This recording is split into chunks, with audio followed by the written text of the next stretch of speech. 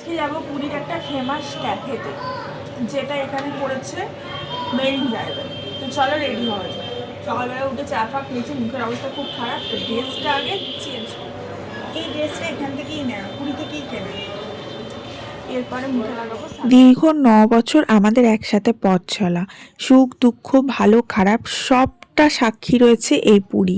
আমরা পুরী থেকেই আমাদের জীবনের বিবাহ পর্বের প্রথম সূচনা করেছিলাম এবং পুরীতেই আমরা সমস্ত কিছু সেলিব্রেট করে থাকি।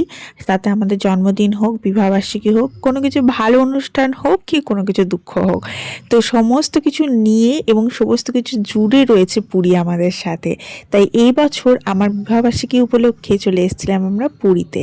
তো আজকে রেডি হয়ে নিয়েছি আমি আর আমার হাজব্যান্ড, ম্যাচিং ম্যাচিং ড্রেস করে বিবাহবার্ষিকী উপলক্ষে একটা ক্যাফেতে যাব বলে। আমরা আজকে ম্যাচিং ম্যাচিং করেছি। ক্যাফেটা পুরীতে নতুন করেছে, মেরিন ড্রাইভ রোডের ওপরে। ক্যাফেটার নাম হলো ক্যাফে কুকি এবং এটার পুরো অ্যাস্থেটিক লুক। আর ক্যাফেটা খুব খুব সুন্দর একটা ক্যাফে, যেটা দেখেই আমি ফার্স্টেই আমার হাজব্যান্ডকে বলেছিলাম যে এটাতেই আমরা আমাদের অ্যানিভার্সারিটা সেলিব্রেট করব। তো আমাদের হোটেল থেকে খুব একটা দূরত্ব ছিল না, একটা টোটো ভাড়া করে আমরা বেরিয়ে পড়লাম। খুব বিজি রোড, আর আর্লি মর্নিং আমরা গেছিলাম। আর্লি মর্নিং বলতে ওই 10 AM এরকম অ্যারাউন্ড। তো সেই সময় প্রচণ্ড বিজি থাকে পুরী সিটিটা, কারণ সবাই এই সময় সমুদ্রের ধারে ঘুরে বেড়ায় এবং ব্রেকফাস্ট করা, সমুদ্রের ধারে চান করা, এই সমস্ততেই ব্যস্ত থাকে। তো আমরা আর আমাদের কারটা বার করে নিকো। তো একটা টোটো নিয়ে পৌঁছে গেছিলাম মেরিন ড্রাইভ রোডে। এটা ঠিক মোহনার ওই কাছাকাছি জায়গায় ক্যাফেটা। এবং মেরিন ড্রাইভ দিয়ে যত এগিয়ে যাচ্ছিলাম ক্যাফের দিকে, তত একটার পর একটা হোটেল পেরোচ্ছিলাম এবং দেখতে ভীষণ ভালো লাগছিল। মেরিন ড্রাইভটা একটু জাঁকজমাট এবং ভরপুর, যে পুরীর যে অ্যাটমসফিয়ারটা সেটা থেকে একটু দূরে। এবং মেরিন ড্রাইভ রোডে যে হোটেলগুলো রয়েছে সেটা থেকে বিচ মার্কেটে আসতে একটা তোমাকে টোটো অটোর ভাড়া নিতে হবে, এবং এইটা সবসময় সচরাচর পাওয়া যায় না। এখানে একটু ফাঁকা ফাঁকা এই জায়গাগুলো। যারা ধরো একটু হাইফাই সিনেমা আর্টিস্ট বা একটু ফাঁকা লাইফস্টাইল চাইছে, তারা এইসব জায়গায় থাকলে বেশি প্রেফার করে। কিন্তু আমরা যেহেতু জমজমাট চাই, একটু বিচ মার্কেটে ঘোরা, শপিং করা, সমুদ্রের ধারে হই হুল্লোড় করা, তার জন্য আমরা স্বর্গদ্বার রোডটাকেই বেশি প্রেফার করে থাকি। যাই হোক, তোমাদের সাথে কথা বলতে বলতে কিন্তু আমরা ক্যাফের মোটামুটি কাছেই পৌঁছে গেছি। আমার ঠিক ডান হাতেই এখন আমরা বেরোচ্ছি লাইট হাউস, পুরীর ফেমাস লাইট হাউস, এবং এটা কিন্তু একটা দর্শনীয় স্থান। এই লাইট হাউস পেরিয়েই আমরা পৌঁছে যাব ক্যাফে কুকিতে, যেটা দেখতেই অসাধারণ এবং এর ভেতরের অ্যাম্বিয়েন্সটা আরও সুন্দর। এবং ক্রিসমাস উপলক্ষে খুব সুন্দরভাবে ডেকোরেশন করা ছিল, আর আমার মেয়ের ড্রেসটাও একদম ক্রিসমাসের সাথে ম্যাচ করে গেছে। তো ব্রেকফাস্টের সময় যেহেতু আমরা এসেছিলাম, এখানে অনেক রকম অপশান ছিল। তার মধ্যে আমরা আমাদের ফেভারিট ক্যাপুচিনো অর্ডার করলাম এবং তার সাথে একটা ছোট্ট মিল অর্ডার করলাম। সেই মিলটা হচ্ছে এইটা, স্যান ম্যারিনো, এবং এর মধ্যে রয়েছে 2 piece garlic butter toast, staff cheese omelette, 2 piece chicken sausages, 2 slices of chicken salami, shorted tomato beans and smashed potato. And যেহেতু এটা আর্লি মর্নিং ব্রেকফাস্ট মেনু, তার জন্য এর মধ্যে অনেক কিছু ছিল না, যেটা কিন্তু ইভিনিংয়ে এলে এর মধ্যে আরও অনেক ভ্যারাইটি তোমরা পেয়ে যাবে। তো আমরা সকালের দিকে আসাটাই বেশি প্রেফার করেছি, কারণ মেরিন ড্রাইভটা একটু ফাঁকা ফাঁকা থাকে সন্ধ্যের দিকে যদি অটো টটো না পাই।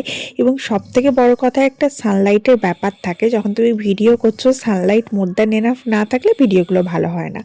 যাই হোক, এই সমস্ত কিছু অর্ডার করে আমরা খানিকক্ষণ বসে গল্পগুজব করলাম এবং ক্যাফেটা ঘুরে দেখলাম। ক্যাফেটা বেশ সুন্দর সাজানো গোছানো, আর খুব একটা সুন্দর অ্যাস্থেটিক লুক দেওয়ার চেষ্টা করেছিল। আর এগুলো হচ্ছে টেবিলের মধ্যে অর্গানাইজ করে রাখা ছিল, যার মধ্যে ব্রাউন সুগার ছিল, নর্মাল সুগার ছিল, সুগার ফ্রি রাখা ছিল, অনেকে সুগার খায় না তার জন্যে, চিলি ফ্লেক্স রাখা ছিল, সস ছিল, এই সমস্ত কিছু যা থাকে নর্মাল। এবং এগুলো দেখছিলাম, এবং ওদের খুব সুন্দরভাবে ওরা অর্গানাইজ করে বেশ সুন্দরভাবে সাজিয়ে খাবারটা পরিবেশন করে, সেই সমস্ত কিছুই দেখছিলাম। তা করতে করতে এদিকে আমাদের মিল চলে এলো এবং তারপরে সেটা আমরা খেয়ে নিলাম। এবং তারপরে আমরা ঠিক করেছিলাম যে প্রথমে ব্রেকফাস্টটা করে নিই, তারপরে আমরা সেলিব্রেশনটা করব। আর এই ক্যাফেটা শুধুমাত্র যে একতলার মধ্যেই রয়েছে তা নয়, দোতলাতেও রয়েছে, বাইরে সারাউন্ড এরিয়ার মধ্যেও কিন্তু খুব সুন্দর অর্গানাইজ করা রয়েছে, সাজানো রয়েছে। যাই হোক, তোমাদের একবার মিলটা দেখিয়ে দিই। এত সুন্দরভাবে এরা অর্গানাইজ করে দিয়েছিল, বেশ সুন্দর লাগছিল। আমি না গার্লিক বাটার টোস্টটা অনেকবার অনেককে খেতে দেখেছি, কিন্তু নিজে কখনো ট্রাই করিনি। এই প্রথমবার ট্রাই করে দেখলাম, আমার ভীষণ ভালো লাগলো। আর ক্যাপুচিনোটা তো আমার ভীষণ পছন্দের একটা ডিশ, আমার ভীষণ ভালো লাগে ক্যাপুচিনো খেতে। তবে সসেসটা আমার একদম ভালো লাগেনি, ভীষণ বাজে লেগেছে। তবে স্ম্যাশ পটেটোটাও আমার ভালো লেগেছে। যাই হোক, এই ওভারঅল ব্রেকফাস্টটা মোটামুটি ছিল, খুব একটা যে হাইফাই তা নয়। আমি যেহেতু বাঙালি, তার জন্য বাঙালি জিনিসগুলি একটু বেশি পছন্দ করি। বাট আমার মেয়ের ভীষণ পছন্দ হয়েছে, আর হাজব্যান্ডেরও ভীষণ পছন্দ হয়েছে।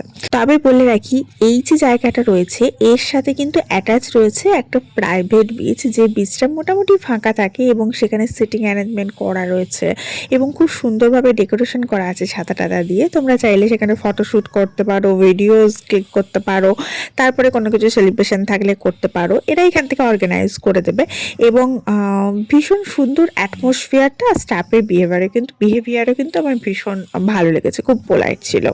আসলে কি হয়, পুরীতে আমরা বহুবার এসেছি, কিন্তু পুরীর এরকম ধরনের ক্যাফে কিন্তু আমাদের ওই স্বর্গদ্বার রোডের ওপরে আশেপাশে কিন্তু নেই কো। তো এইটুকু আসতে গেলে কিন্তু তোমাদেরকে ওই অটো বা টোটো নিয়ে, বা তোমাদের নিজেদের গাড়ি থাকলেও আসতে পারো, তোমাদের কিন্তু এই অবধি আসতে হবে, মানে মেরিন ড্রাইভ রোড ধরে একদম মোহনার কাছে অবধি আসতে হবে, লাইট হাউস পেরিয়েও ইভেন খানিকটা আসতে হলো, তারপরে কিন্তু পৌঁছালাম। যাই হোক, ব্রেকফাস্টে যে মিলটা ছিল, ছোট মিলটা কমপ্লিট করার পর আমরা ক্যাপুচিনোটা বললাম দিয়ে যেতে, খুব সুন্দরভাবে লাভ সাইন দিয়ে ওরা দিয়েছিল, দেখতে ভীষণ ভাল লাগছিল। মনে ইচ্ছাই হচ্ছিল না খেতে, বাট অলদো খেতে তো হবেই, কিন্তু পরিমাণটা ভীষণ বেশি ছিল, খেয়ে শেষ করাই যাচ্ছিল না। তো যাই হোক, এখানে আমি সুগার অ্যাড করে মোটামুটি খেয়ে নিলাম। ওদিকে আমার মেয়ে আমাকে ডাকছে, বলছে চলো চলো বাইরে ক্রিসমাসে খুব সুন্দর ডেকোরেশন করেছে, দেখবে চলো। তো আমার বরের এখানে ক্যাপুচিনোটা শেষ হয়নি, তো আমি বললাম তুমি ওটাকে এনজয় করো, আমি মেয়ের সাথে গিয়ে একটু ফটো ক্লিক করে আসি। আর এটা হচ্ছে ওভারঅল ক্যাফেটা, দেখো কত সুন্দর অর্গানাইজ করা, সাজানো, আর পুরো অ্যাস্থেটিক লুক, যেটা অ্যাস্থেটিক ভাইবটা আজকাল আমরা ভীষণ পছন্দ করি না, সেরকম। তো এটা একটা ডোর ছিল, আর মেন ডোরটা অন্যদিকে রয়েছে। এই ডোর থেকে বেরিয়ে লনের মধ্যে খুব সুন্দরভাবে ক্রিসমাস উপলক্ষে সাজানো ছিল। তোমাদেরকে বলেই তোছি, ক্রিসমাস ইভে ওই অ্যারাউন্ডে আমরা গেছিলাম, তো সেই সময় ভিডিও দেওয়া হয়নি, ভিডিওগুলো একটু লেটেই আপলোড হচ্ছে।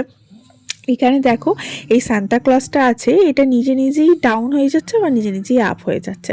সঙ্গে ক্রিসমাস ট্রিটাও খুব সুন্দর ডেকোরেশন করেছে, তার মধ্যে মেরি ক্রিসমাস লেখা। আর ডিয়ারটা তো দেখে পুরো মনে অরিজিনালি মনে হচ্ছে। আমার মেয়ে এগুলো দেখে এত খুশি হয়েছে কি বলবো, ও এখান ছেড়ে যেতেই চাইছে না।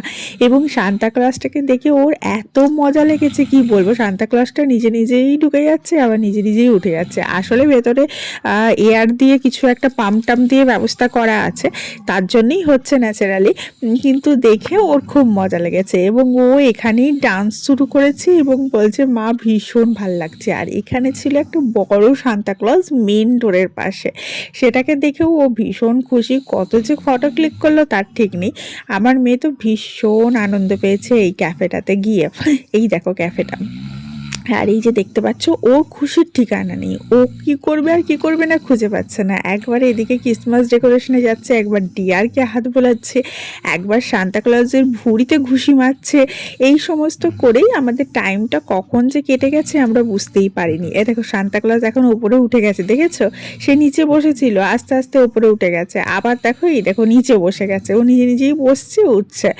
আর এখানে 31st নাইটেও না খুব সুন্দর অ্যারেঞ্জমেন্ট করা ছিল, মানে হয় না যে 31st নাইটটা তুমি এখানে সেলিব্রেট করতে পারো, ডিনার কমপ্লিমেন্টারি দেবে, একটা লামসাম অ্যামাউন্ট দিয়ে টিকিট পারচেস করতে হবে। তো যাই হোক, আমরা তো 31st নাইটে এখানে থাকছি না, তার জন্য আমরা সে সমস্ত কিছু ঝামেলায় যাইনি, কিন্তু আমাদেরকে বলছিল জিনিসটা, তাই তোমাদের সাথে শেয়ার করলাম।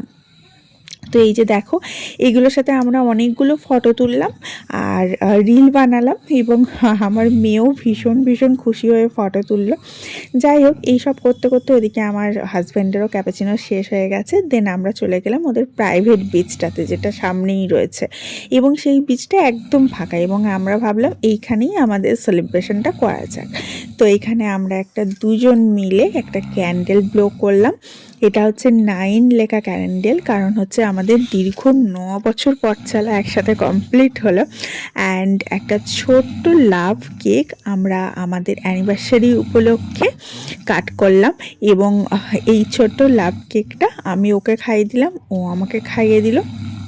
আমার মনে হয় অ্যানিভার্সারি হোক কি জন্মদিন, বেশি তামঝাম করার থেকে শুধু নিজেদের মানুষ কটাকে নিয়ে নিজেদের খুশিটা পালন করাটা মনে হয় বেশি আনন্দের এবং বেশি প্রিসিয়াস টাইম বা বেশি প্রিসিয়াস জিনিস আমার মনে হয়।